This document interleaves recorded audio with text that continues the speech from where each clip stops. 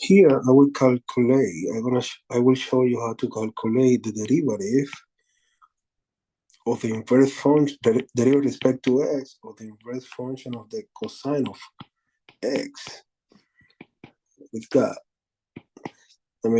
if we call y equals the inverse function of the cosine of x, then x equals the cosine of y. We're applying cosine on both sides. Not only do the derivative with respect to x on both sides, the derivative of x with respect to x is 1. And the derivative of this function with respect to x, by the chain rule, the derivative of the cosine is negative sine of y times the derivative of y with respect to x, and then that's what we need to find. Now we're gonna solve for dy dx here.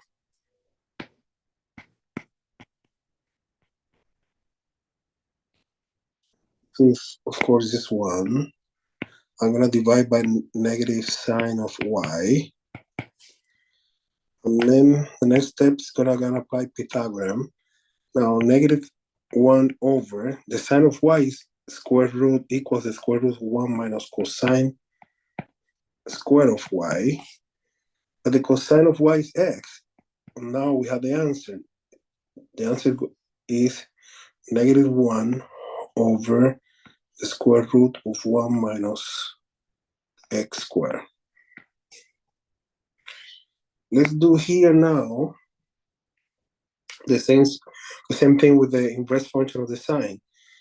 Okay, if y is the inverse function of the sine of x, and we need to find dy dx, x equals the sine of y. Now the derivative of x respect to x is 1. And by the chain rule, it's going to be the derivative of the sine of y is going to be cosine of y positive times dy dx. And that's what I need to find. Solving for dy dx,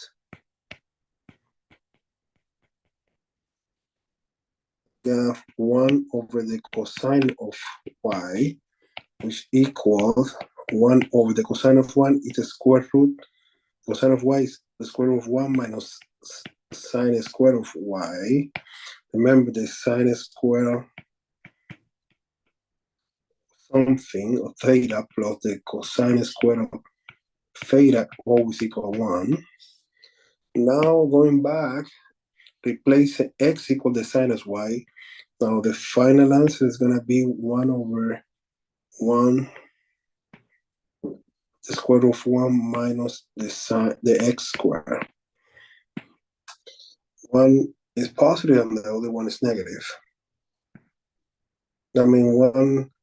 This should be decreasing all the time, and this should be increasing all the time.